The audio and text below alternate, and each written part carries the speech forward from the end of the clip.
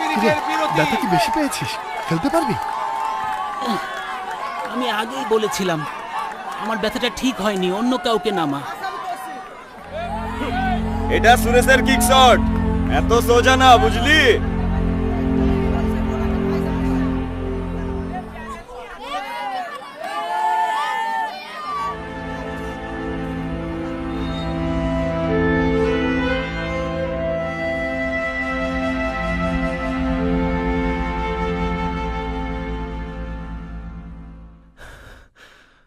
সুযোগটা কাজে লাগাতে পারলাম না স্যার, 2 গোলে পিছিয়ে পড়েছি।